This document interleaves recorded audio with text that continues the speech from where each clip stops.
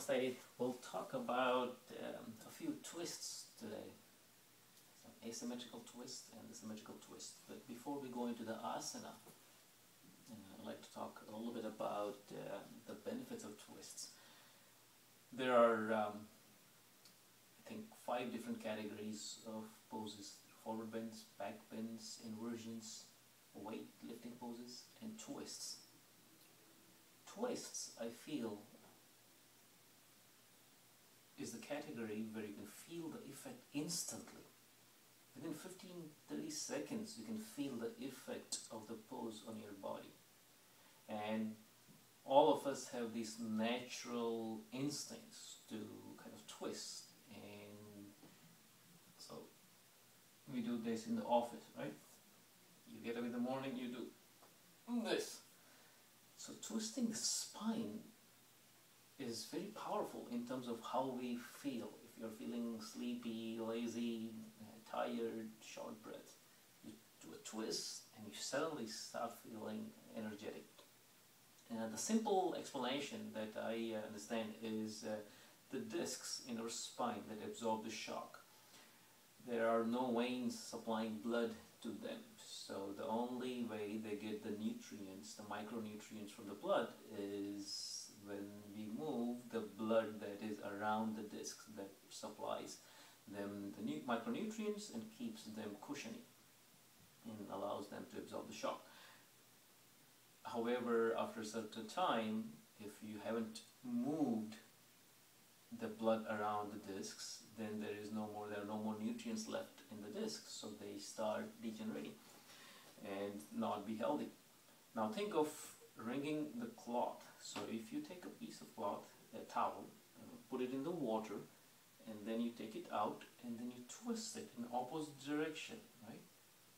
What do? You take the water out. If you put it back in, water comes back in. The same thing we are doing to the spine, right? You twist, the blood goes out, you come back in, the blood comes back in, right? So you twist, you push the blood out, you come back, fresh blood rushes in. Okay, so with that, let's start.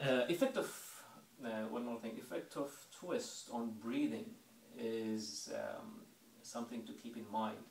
You will feel short breath, a bit difficult and to breathe, and that's because of the effect of the lungs.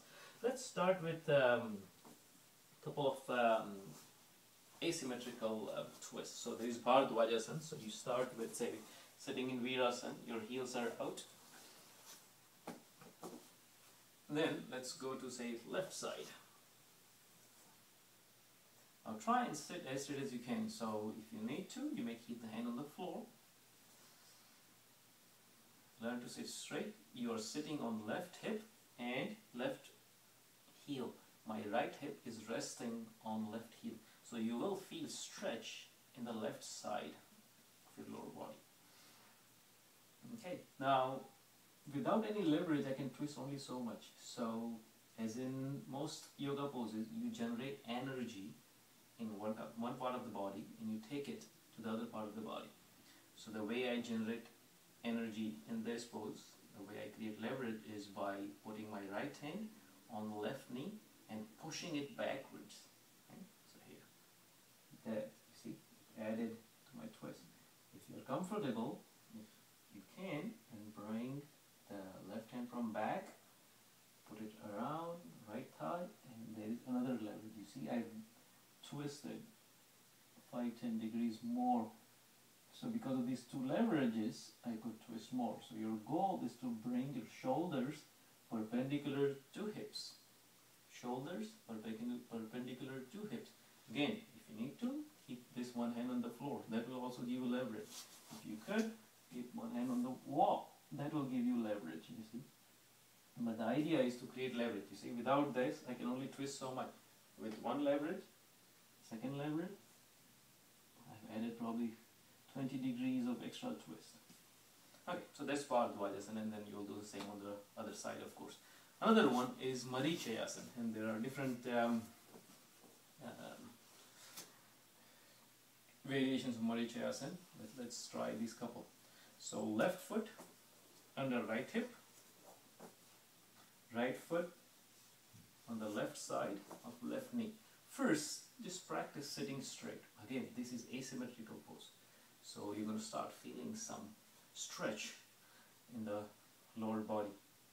Learn to sit straight. Engage your back muscles, your extensors, paravertebral muscles to learn to sit straight. Okay, loosen up the right hip here. Once you're comfortable, bring your left hand around and hug. Okay, so how do you remember this pose? Remember the ringing of the clock? It's in opposite direction, right? So your lower body goes to left, upper body goes to right, there. So the right hand you can keep on the floor, on the wall, wherever you like. But these are leverages. This is one leverage, this is another leverage.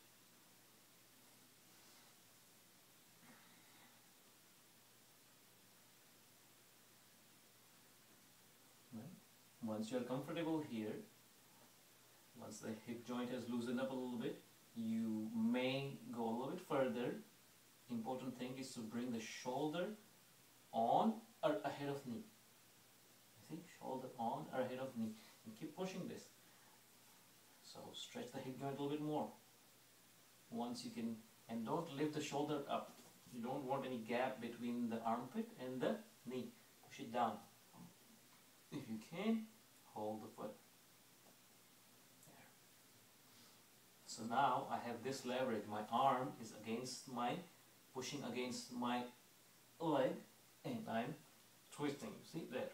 I'm bringing this shoulder forward, and along with that, the whole body, the middle body, and facing to the right side. If you are comfortable, you may take this hand off, and then you will work your back muscles. You'll train them to sit straight, and this hand comes the back and can rest on the thigh. If you are comfortable here, and if you want to go further, you may take your hand around. Again, if you lift your shoulder up, this will slide. So you have to keep pushing shoulder down, lock it against the knee, and then you may wrap your hand around. Now I can start. I'm feeling a little bit more stretch in my right hip, because I'm pushing my right knee further and further downward. Remember the leverage thing. All these are the ways to create leverage.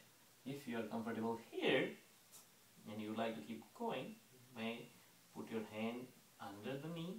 Now, one very important thing to remember here is if your shoulder is this high or behind the knee, it wouldn't be possible. See, your hand doesn't bend from here, from the middle forearm. It bends either at the elbow joint or the wrist joint. So if you are here, if your shoulder is this high, there's no point straining the wrist. You will try and force this through, and it's not going to happen. So instead, lower this. Work on lowering this first. Bring the shoulder in the front. Then this will gradually move in. Also, don't keep this too close. There is no room for it to go in, right? Bring it a little bit around, and then let this slide in. This hand comes from back, and shake hands in the back. It also helps to look at the back. You see, if you look away, only then the magic works. The explanation is, if you look in the front, this shoulder goes back. If this shoulder goes back, this hand cannot go forward, right? So you want to push this shoulder forward and this shoulder backwards. So if you look back, then this shoulder goes back, this comes forward, and it's easier for the left hand to slide in there. And once you have the lock, then of course you can look front and get a picture taken. Alright, those are the asymmetrical twists. The symmetrical twist. And when I say symmetrical and asymmetrical, it was the lower body, as you probably guessed. So let's say you're sitting in Virasana, right? And then you're going to go to Parvatasana, lengthening the spine, engaging arms. I'm pulling my navel in, and I'm not stretching just my arms, but the whole body. So again, focus on the sternum. So lift sternum up. Okay. Once you have this length, once you created the length in the spine, then remember creating leverages. Right hand, left knee, left hand, right thigh, push both the palms this way, backwards, so it allows your right shoulder to come forward. And there.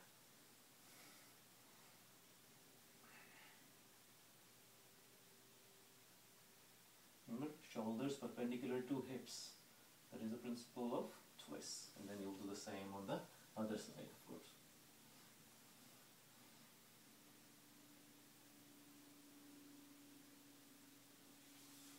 Right. Another symmetrical twist could be in Padmasana, Lotus pose, if you are comfortable sitting in the Lotus pose. I'll also show how you may use the belt in this pose if your palm doesn't reach the toe here. Okay, again, create the length, twist, right hand, left knee, left hand, right toe. Now if you don't reach the right toe, put a belt around right foot, left foot, sorry, and pull it.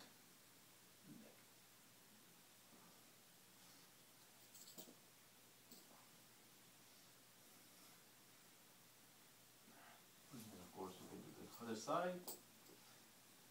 Left hand, right knee, right hand, right foot. There.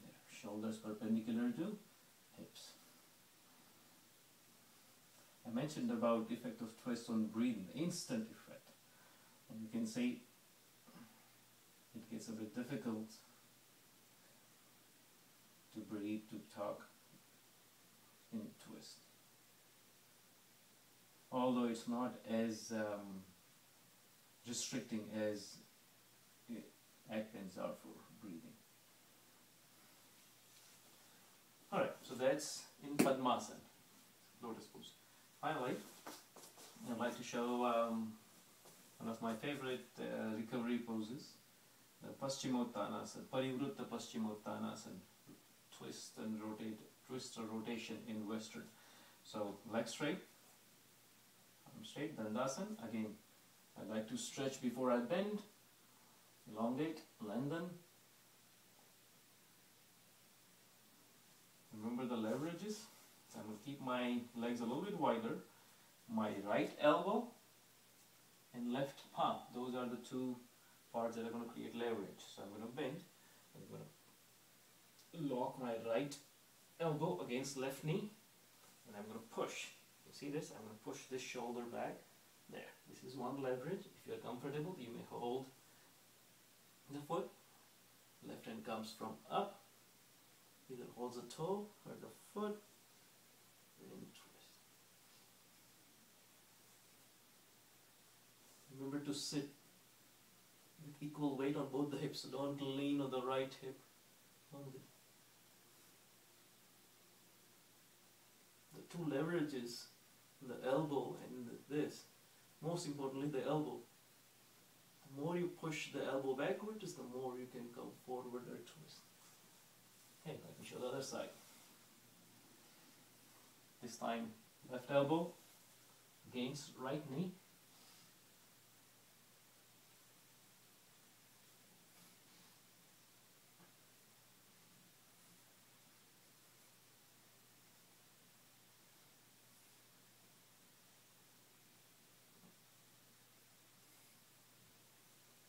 Now, if it is difficult for you to keep the legs straight, you may bend the knee. That's okay. That will help you lock the elbow against the knee. So here. And you may also use the belt actually. Let me show you. So here, I'm going to start with this belt. This right elbow against left knee. You may hold the foot. As you feel comfortable, you may push heels away. Again, use the belt only as much as needed. This is really important part. As you push this back, that's what allows you to twist. See, there is a springing action in the spine. So pushing this back allows you to twist more. Twists are very, very important, and you generally don't need to do a whole lot of warm-up in the morning after you come back from your work. you should be able to spend 3 minutes, do a couple of twists,